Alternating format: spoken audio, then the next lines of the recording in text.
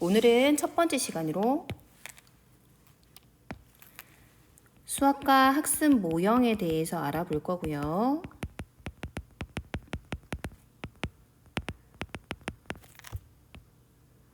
두 번째로 지도안 짜는 방법에 대해서 교수학습 계획안이라고도 하죠.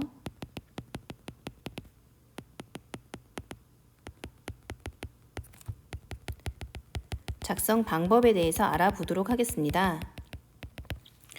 각 교과마다 학습 모형이 여러 개로 구성이 되어 있는데요. 수학과는 특징적인 3가지의 교수학습 모형을 가지고 있습니다.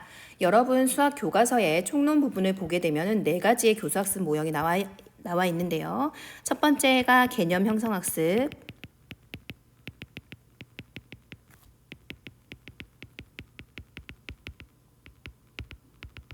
두 번째가 귀납 추론 학습 모형,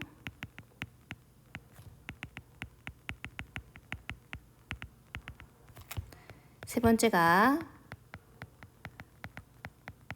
원리 탐구 학습 모형, 네 번째가 문제 해결 학습 모형이 나와 있을 것입니다.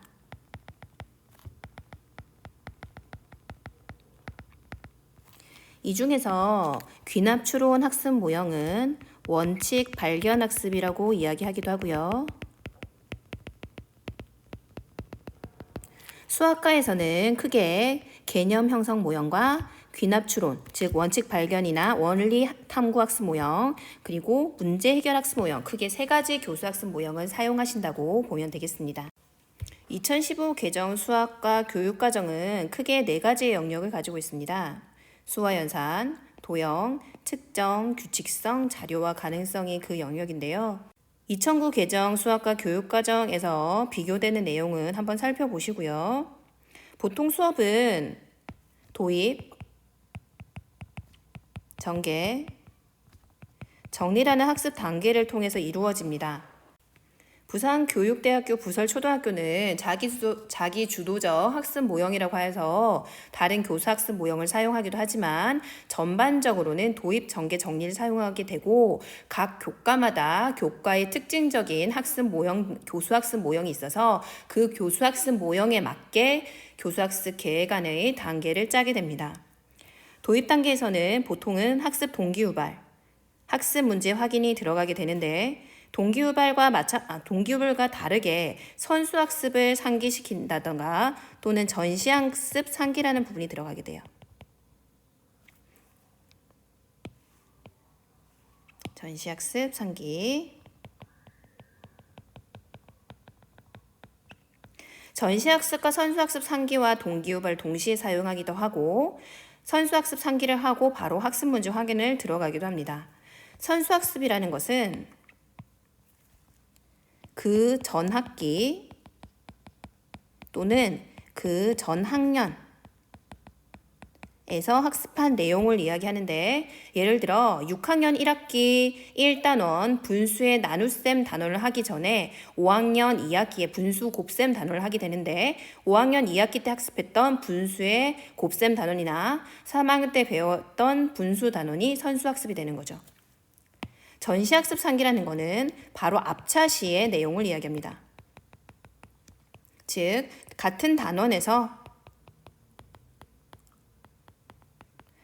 그 앞 시간에 배웠던 내용을 전시학습 상기라고 하죠. 보통 이번 시간의 내용이 전에 배웠던 학습 요소와 연관이 있을 때 선수학습 상기 또는 전시학습 상기를 하게 되고 이런 활동을 통해서 학습의 분위기를 조성한 다음 학습 문제를 도출하게 됩니다. 전개단원에서는 각 학습 모형별로 방법이 다르지만 여러 가지 수학적인 해결 방법을 탐색하고 수업 설계에 따른 활동 순서를 정한 뒤 결과를 예상하게 됩니다. 시중에 많이 나와 있는 교수학습 지도안을 보게 되면 활동 안내라는 부분이 많이 나와 있는데요. 활동 안내라는 거는 활동 1, 활동 2, 활동 3 이런 식으로 표시가 되어 있습니다. 이 활동 안내는 옛날에 2009 개정 교육과정 때 많이 했던 활동 중심 수업을 위한 것이었기 때문에 현재는 많이 사용하고 있지는 않습니다. 수업에서 가장 많은 부분을 차지하고 있는 게 전개 단계인데요. 전개에서는 보통 그 차시에서 가장 중요한 학습 활동과 적용 및 발전이 들어가게 되는데 적용 및 발전은 정리 단계에 포함시키기도 합니다. 개념 형성 학습에서는 새로운 개념이 들어오는 단계이기 때문에 개념의 일반화를 통해 개념을 정의하게 되고 원칙 발견 학습 또는 원리 탐구 학습에서는 예상과 확인 또는 수학적 원리를 찾아보는 활동을 통해서 일반적인 방법의 정리, 즉 공식을 추출하게 됩니다. 그래서 원칙 발견 학습 또는 원리 탐구 학습에는 반드시 형식화 단계가 포함되어야 합니다. 문제 해결 학습에서는 다른 교과와 마찬가지로 문제 파악, 해결 계획, 계획 실행, 반성 음미 4가지의 단계를 따르게 되는데요. 개념 형성 학습이 보통 새로운 개념을 도입하는 차시에 그다음 원칙 발견 학습, 원리 탐구 학습이 새로운 공식의 추출에 사용이 된다면 문제 해결 학습은 어디서나 사용될 수 있지만 아이들의 학생의 수준이 어느 정도 높아야지 사용할 수가 있겠습니다.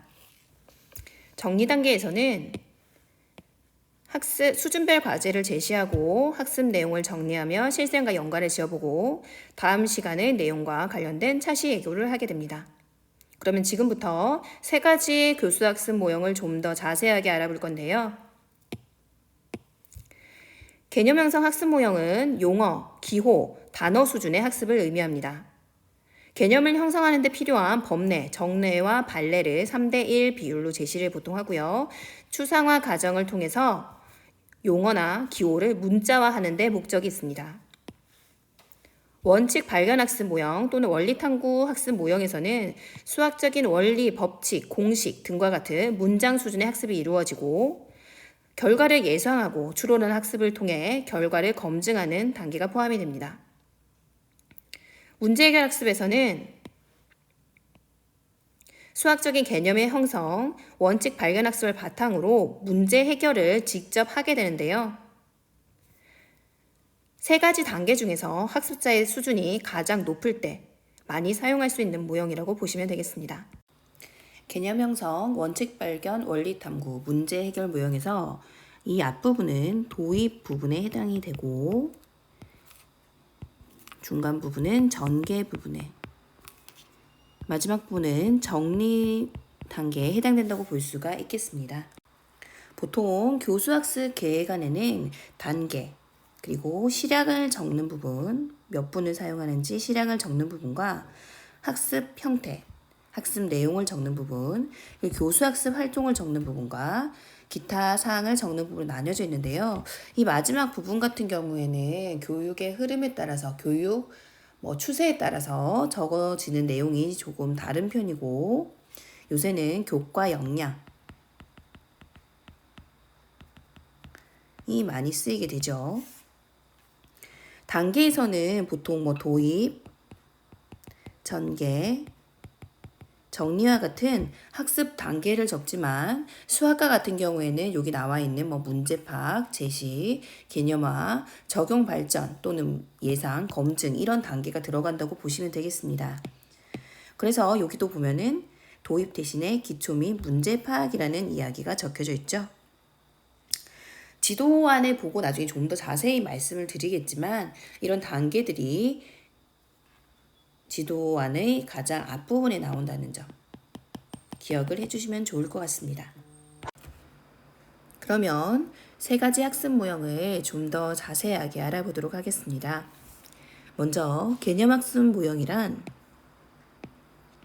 학습자에게 개념을 바르게 형성할 수 있도록 구현된 학습 과정이라고 이야기하는데요. 개념이 형성되었다는 것은 개념의 이름인 낱말이나 기호가 지시하는 바와 다른 것을 구별할 수 있고 일반화할 수 있어야 된다고 합니다. 개념 형성 학습 모형은 크게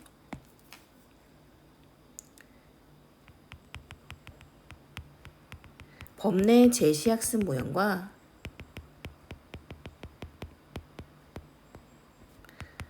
속성 모형으로 분류됩니다. 먼저 법내 제시학습은 스캠프라는 수학습 심리학자가 제시한 것으로 전개 단계에서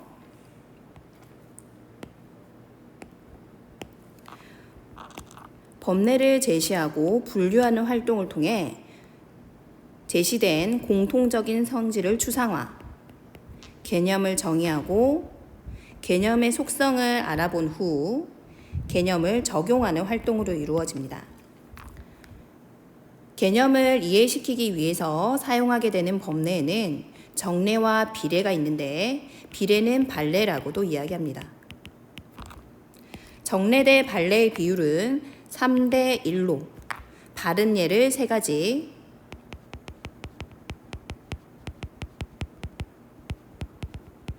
그리고 바르지 못한 예를 1가지를 제시하는 게 일반적입니다.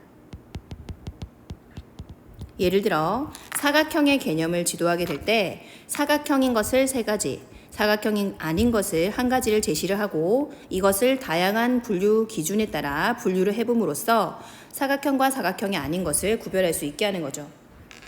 자, 이런 분류를 통해서 3가지 도형의 공통된 성질을 찾아보고 이 공통된 성질을 통해 새로운 개념을 정의하게 됩니다.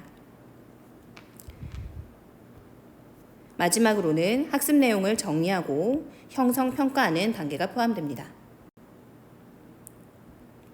속성 모형에서는 역시 개념을 정의하고 정례와 비례를 구별한 후 개념의 속성 중 결정적인 속성과 비결정적인 속성을 조사를 하는데요. 결정적인 속성은 개념에 영향을 미치는 속성이 되겠고 비결정적인 속성은 개념에 영향을 미치지 않는 속성을 의미합니다.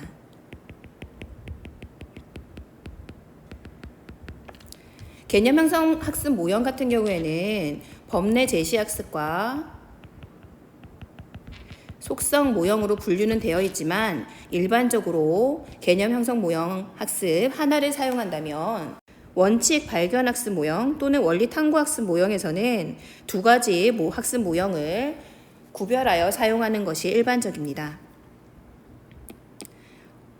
원칙 발견 학습은 원리, 법칙, 성질, 공식 등을 알게 되는 수업에서 주로 사용하는 학습 모형으로 원칙 발견 학습 모형은 문제 파악, 예상, 검증, 일반화, 적용의 단계를 따른다고 하면 원리 탐구 학습 모형에서는 문제 파악, 수학적 원리의 필요성 인식, 수학적 원리가 내재된 조작 활동, 형식화, 조작 및 발전의 단계를 따르게 됩니다. 원칙 발견 학습 모형은 발견 학습의 형태를 띠고 있어서 탐색 또는 예상을 하고 그 예상한 방법을 해결 및 음미 또는 검증이라는 단계를 거쳐서 일반화를 시키고 이를 적용, 발전하는 단계를 따르게 됩니다. 원리 탐구학습 모형에서는 탐구학습 모형을 따르고 있어서 수학적 원리의 필요성을 인식하고 이전에 습득한 지식을 이용해서 이 문제를 해결할 수 없구나. 그러면 어떤 방법이 있을까를 토대로 하여 새로운 수학적 원리가 내재된 조작 활동을 하고 이 수학적 원리를 공통적으로 찾아내어 형식화하는 단계가 들어갑니다. 예를 들어 받아올림이 있는 2자릿수 더하기 1자릿수의 덧셈에서 17 더하기 5의 계산이 필요한 생활 장면을 보고 그 이전에 받아올림이 없는 덧셈에서는 어떻게 학습을 하였는지를 확인을 하고 받아올림이 있다면 어떻게 해야 될까라는 의문점을 토대로 여러 가지 방법으로 17 더하기 5라는 과정을 확인을 합니다. 이때 확인했던 과정에서 공통적인 속성을 파악하게 되면서 형식화하는 단계로 나아갈 수 있습니다. 원칙 발견 학습에서 형식화는 개념 형성 학습에서 개념과 마찬가지로 그 차시의 목표와 관련되는 아주 중요한 활동이라고 할 수 있고 이때 형식화한 내용은 주로 판서나 부침 자료로 게시하게 됩니다. 귀납추론 모형은 원래는 과학과에서 나온 모형으로 원칙 발견 학습과 같은 흐름을 따르게 되고요. 추측, 검증, 발전, 정리 및 평가로 나아가게 됩니다. 귀납적 추론 모형은 원칙 발견 학습이라고도 할 수 있습니다. 문제 해결 학습 모형은 수학적 지식과 기능을 활용하여 여러 가지 문제를 수학적으로 관찰, 분석, 조직, 사고를 통해 해결하는 과정을 말하는데요. 포야 또는 폴리아라고 말하는 수학자에 의해 이루어졌고 문제 해결 4단계에 따라서 수업을 진행하게 됩니다. 문제 해결 학습 모형은 수학과뿐만 아니라 국어과, 사회과, 과학과 등 전 교과에서 사용이 가능한 모델로서 개념적 지식이나 절차적 지식의 습득이 아니라 수학적 지식을 적용해서 여러 가지 문제를 해결한 능력을 기르는 데 있다고 합니다. 따라서 개념 형성 학습과 원칙 발견 학습, 원리 탐구 학습 모형과는 다르게 아이들이 어느 정도 지식과 개념, 공식과 원리 등을 알고 있을 때 사용 가능한 방법이라고 볼 수가 있겠습니다. 본 강의에서는 수학과에서 활용할 수 있는 여러 가지 수학 교구와 수학 보드게임, 게임류를 같이 다루게 될 겁니다. 그렇다면 이런 다양한 수학 교구를 사용해서 수업을 할 때 어떤 유의사항이 있는지 알아보도록 하겠습니다. 본 강의에서는 수학 교과에 사용되는 여러 가지 수학 교구와 그 게임에 대해서 알아보게 될 건데요. 구체적 조작기에 해당되는 초등학교 아동의 경우 단순한 문제풀이나 지면을 통한 학습보다는 실제로 아이들이 직접 만지고 놀이를 통해 학습을 하는 것이 바람직하다고 합니다. 그래서 수학 시간에 교구를 많이 사용할수록 아이들이 쉽게 개념과 원리, 법칙 등을 익힐 수가 있는데요. 이런 교구를 내가 쓰고 싶다고 바로 사용했다간 수업 시간이 놀이와 장난으로만 가득한 시간이 될 수도 있습니다. 수업 활용 전에 반드시 아이들이 교구와 접할 시간을 주셔야 돼요. 수업을 하기 전에 교구와 친해질 수 있는 시간을 충분히 제공하여 아이들이 교구에 익숙해진 후 수업에 활용해야 교구의 특성을 알기에 수업 활동에 충실히 따르고 본래의 목적에 따라 수업 활동이 원활하게 이루어질 수 있습니다. 두 번째로 교사가 교구에 대한 특징을 알고 있어야 되겠죠. 수업 목표와 교사가 의도한 수업 목표에 가장 적합한 교구를 선택하여 활용해야지 교구 사용의 효과를 높일 수 있다고 할 수가 있겠습니다. 또한 교구 같은 경우에 여러 가지 재질을 가지고 있는데요. 교사는 수업 목표와 내용에 따라서 재질과 색의 유무를 고려하고 저학년이 겪은 경우에는 좀 더 크기가 큰 쌓기나무를 사용하면 좋겠습니다.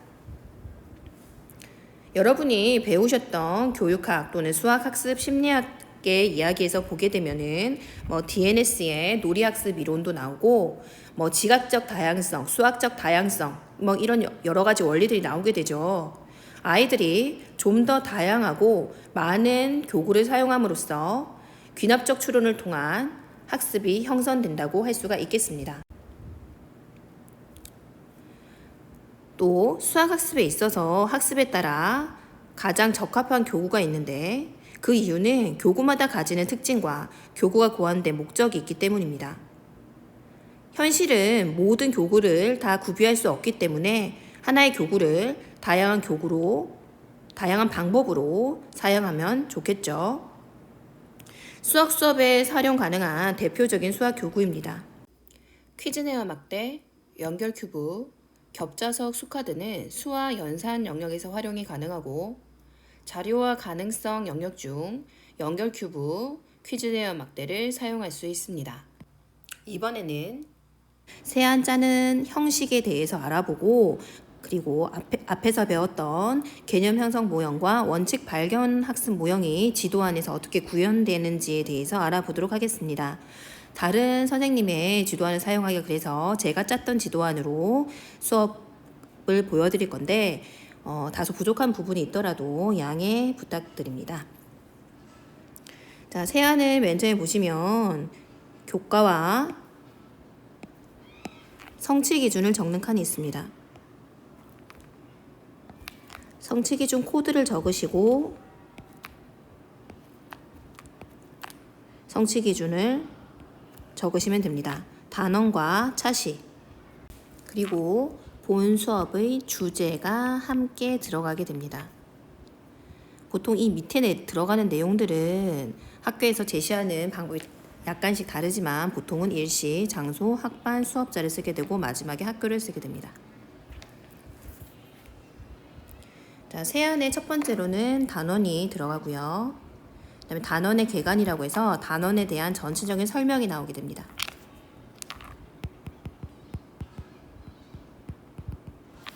세 번째로는 그 단원에서 학습하게 되는 학습 목표가 나오게 되고 학습 계열이 나오는데 여기 아까 설명드렸던 선수학습이라는 이야기가 나오죠. 본 학습을 하기 위해서 필요한 이전 학년 또는 이전 학기에 배웠던 학습 내용과 이후 학기 또는 이후 학년에서 배우게 되는 내용이 무엇인지 알려줌으로써 어떤 학습 연계성을 가지고 수업이 진행되는지에 대한 설명이 들어가게 되고요. 그리고 단원의 지도계획이라고 하여 1차 시부터 마지막 차시까지 각각 어떤 주제로 어떤 수업과 활동을 하는지가 나오게 됩니다. 보통 여기까지는 교사용 지도서의 내용을 그대로 사용하셔도 무방하고 자기가 수업을 하게 되는 차시는 지금 여기처럼 색칠을 하여 본시라는 말을 같이 써줍니다.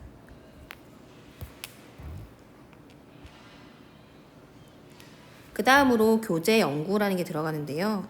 교재 연구에서는 본 수업을 하는데 필요한 이론적 배경이 들어간다고 보시면 되겠습니다. 본 수업은 뺄셈식을 계산하게 하는 차시로서 그와 관련된 스토리텔링 그리고 덧셈과 뺄셈의 방법 그 다음에 지도 방법 가르기와 수 모으기 식에 대한 전체적인 이론적인 배경을 포함하였습니다. 다음으로 본 차시에 사용하게 되는 학습 모형에 대한 설명이 나와 있습니다. 그리고 실태 조사가 나오는데요. 실태 조사를 하라고 하면 보통은 설문 또는 질문지법을 많이 사용을 합니다. 근데 여기에서 오류를 범하시는 부분들이 지식을 측정하는 부분은 실제로 평가를 해야 함에도 불구하고 단순히 선호도만 조사하는 경우가 있는데요. 예를 들어서 본시 학습을 하기 위하여 아이들이 미리 알고 있어야 될 지식 이해적인 요소는 수세기를 할 줄 알아야 되고 수를 읽고 쓸 수 있어야 되며 영의 개념, 가르기 모으기, 덧셈식으로 나타내고 계산할 수 있는 이런 요소들이 이미 완성이 되어 있어야 됩니다. 즉, 실태조사는 본시 학습을 하기 위해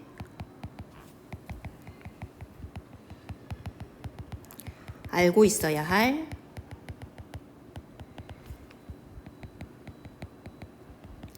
선수학습적 지식 또는 전시학습 시 알아야 할 지식을 아이들에게 테스트해 본다고 생각을 하시면 되고요. 이런 부분이 지식 이해 영역에 대한 실태 조사입니다. 이 지식 이해 영역에 대한 실태 조사만 하는 경우도 있고 저는 그때 수학 교구를 사용하였기 때문에 수학 교구를 사용한 경험 그리고 학습 형태에 대한 선호도까지 조사를 했었습니다. 이런 실태 조사를 바탕으로 하여 지도 방안에서는 이러한 실태를 가진 아이들에게 어떻게 미리 지도를 하여 본시 학습이 원활히 이루어질 수 있도록 하겠다라는 계획이 들어가야 합니다. 지식 이해 영역은 보통 테스트, 질문지법을 사용하고 선호도나 기능 영역 같은 경우에는 설문지법, 선호도 조사를 하게 됩니다. 만약에 1에서 9까지 수색이를 할 수 있는가라는 내용을 실태 조사하기 위해서는 1에서 9까지 수색이를 할 수 있나요? 라고 물어보는 것이 아니라 1에서 9까지 세어보세요 라고 질문을 하든지, 그림에 그려진 동그라미 수를 세어보세요 등과 같이 구체적인 문제를 통해 알아보아야 되는 내용이 지식 이해 영역입니다. 기능 영역이나 태도 영역 같은 경우에는 할 수 있는가를 물어봐서 실태 조사를 해도 되지만, 본시 학습에서 어떤 교구의 사용이 들어간다면 아이들에게 이것을 직접 해보게 하는 방법이 더 효과적입니다. 실태 조사를 바탕으로 하여 본 수업에서 어떻게 수업을 할 것인지, 지도를 할 것인지에 대한 내용이 지도 방안에 들어가게 되는데, 예를 들어 1에서 9까지 수를 세고 읽고 쓰는 활동은 대부분이 할 수 있으나 기수와 서수로 구분하여 세거나 글자로 쓰는 활동이 익숙치 않은 학생이 3명 있었다. 그래서 이것을 지도하도록 하겠다. 또 0의 개념을 정확하게 알고 있지만 문장제 문제나 그림 문제에서 0이 제시되는 상황을 낯설어하는 모습이 있으므로 0 또는 없다 라는 문제 상황에서 당황하지 않고 문제를 해결할 수 있도록 과제를 제시할 계획이다, 지도할 것이다 와 같이 구체적인 방안을 적는 것이 지도 실태 조사에 따른 분석이 되겠다고 하겠습니다. 마지막으로 본시학습 과정안이 나오기 전에 본시학습의 주안점이라고 해서 전체적인 수업 흐름을 제시하게 됩니다. 본시학습은 개념학습 모형이기 때문에 문제 파악 단계에서는 어떻게 하겠다, 제시 및 개념화 단계에서는 어떻게 하겠다, 적용 단계에서는 어떻게 하겠다, 정리 및 발전 단계에서는 어떻게 하겠다와 같이 본시학습의 수업의 흐름을 전반적으로 적어 놓습니다. 여기까지가 교수학습 계획안을 작성하기 전에 세안에 들어가야 될 내용이라고 보시면 되겠고, 아는 내용은 학교에 따라서 약간씩 달라질 수 있습니다. 다음으로 본시 교수학습 과정안을 자세히 살펴보도록 하겠습니다. 본 수업은 개념 형성 학습 모형을 바탕으로 하여 뺄셈을 하여, 글씨가 틀렸네요. 뺄셈식을 쓰고 읽을 수 있다라는 학습 목표를 가지고 있습니다. 지금 보시면 학습 주제가 있고 학습 목표가 있고 학습 문제가 있습니다. 이 세 가지가 가장 많이 틀리는 부분인데요. 학습 주제는 본시 학습을 통해서 무엇을 공부할 것인가에 대한 것으로 종결 어미 끝나는 부분이 뭐뭐 하기 형태를 띱니다. 그래서 뺄셈식을 쓰고 읽기라고 되어 있죠. 학습 목표는 교사의 입장에서 본시 학습을 통해 학생들에게 달성시키고자 하는 목표가 되겠습니다. 따라서 아이들이 본 수업을 끝나고 나서 무엇을 할 수 있는지에 대한 것을 기술하는 것으로 뭐뭐 할 수 있다의 형태로 종결 어미가 끝나게 됩니다. 학습 문제는 공부할 문제라고도 하는데요.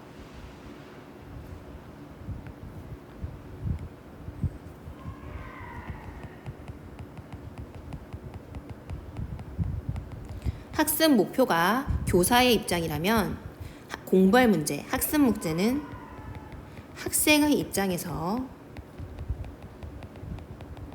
본시 학습에서 하게 될 내용이기 때문에 뭐뭐해 봅시다 또는 뭐뭐 하기 등의 형태로 주어지게 됩니다. 학습 문제는 학생의 입장, 학습 목표는 교사의 입장이란 거를 꼭 기억을 해두시면 좋을 것 같습니다. 본시학습은 개념 형성 모형을 따르고 있기 때문에 문제 파악, 개념의 추구 및 개념화,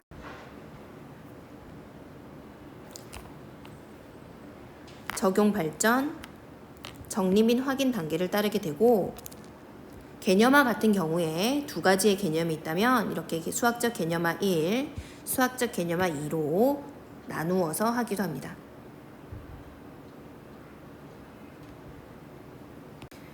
판서 계획에서는 이 네모난 사각형이 칠판이라고 생각하시면 되고, 칠판에 적을 내용, 칠판에 붙이게 될 내용을 교수학습 계획 안에 모두 담는다고 생각을 하시면 되겠습니다. 그래서 단원, 차시, 학습 문제, 그리고 판서 내용 또는 붙임자료 내용을 모두 기술에 놓으시면 됩니다. 칠판에 보시면 중간 부분에 이렇게 판서 내용이 모두 들어가 있는 걸 알 수가 있는데요. 판서를 할 때는 칠판을 크게 세 부분에 나누어서 중간 부분을 위주로 판서를 하게 됩니다. 칠판의 양 사이드 쪽은 1분단과 3분단, 4분단 끝에 있는 아이들이 칠판의 글씨를 잘 볼 수 없기 때문에 될 수 있으면 사용을 하지 않고, 이 이외에 추가 자료가 있을 때는 보충 칠판을 앞으로 꺼내서 사용을 하게 됩니다. 수업 내내 학습 문제는 가려지지 않아야 하며 가장 중요한 내용, 형식화의 내용과 개념화의 내용이 중간에 붙는다고 생각을 하시면 되겠습니다. 이 지도안은 원칙 발견 학습에 따라서 이루어진 지도안인데요. 본시 주제는 두 자릿수 더하기 두 자릿수 또는 하기가 들어가도 되겠죠. 학습 목표는 교사의 입장이므로 뭐뭐 할 수 있다. 이 형태로 기술이 되고 있죠. 자, 기초 및 문제 파악 단계에서는 전시학습을 상기했는데 지금 5차시기 때문에 앞차시와 연결된 부분이 있어서 전시학습 상기가 됐었고, 더 앞의 차시라면 선수학습 상기가 들어갈 수도 있고, 이전의 학년 또는 학기에 학습한 내용과 관련이 없다면 바로 동기유발로 가셔도 됩니다. 자, 문제를 통해서 학습 문제를 찾고 공부할 문제를 판서합니다. 학습 문제는 학생의 입장에서 본시 수업을 통해 알아야 될 내용이기 때문에 뭐뭐 합시다의 형태로 끝이 됐고요. 예상에서 앞에서 공부한 내용을 바탕으로 합을 예상하고, 연결 큐브, 퀴즈 내용 확대, 동전 모형, 수 모형을 통해서 본시 학습의 주제와 관련된 구체적 조작 활동을 하게 됩니다. 2단계는 검증 단계로 각자 선택한 방법대로 활동을 한 후 예상과 맞는지 검증을 하는 단계라고 보실 수 있겠습니다. 검증을 통해 모든 방법에서, 즉 다른 도구를 사용하더라도 같은 결과가 나옴을 통해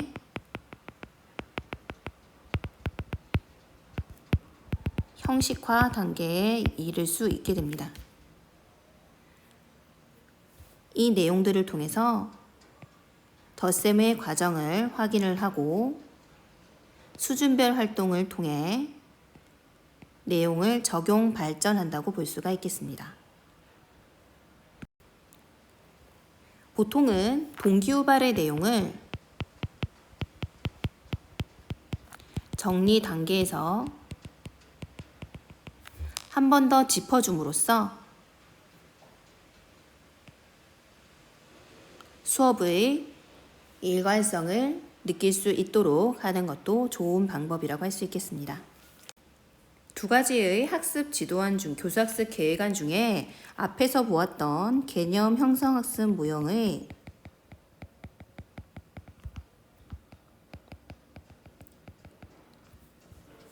뺄셈 단원,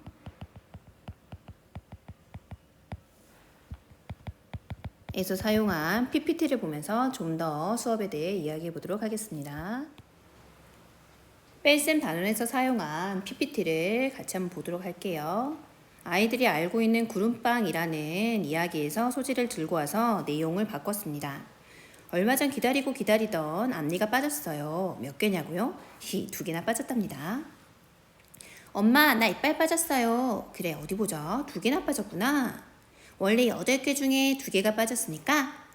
아, 엄마, 나도 알아요. 학교에서 배웠어요.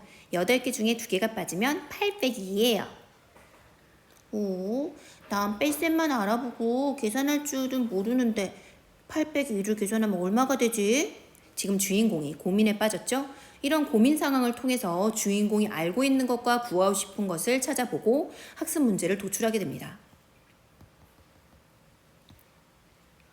자, 학습 내용에서는 역시 이야기의 내용을 이용하여 개미의 수를 가지고 또 강아지와 고양이의 수를 가지고 구장과 구차, 즉 비교하기와 제거하기 방법을 통해 뺄셈을 학습하게 됩니다. 적용 및 발전 단계에서 문제를 만들어 보고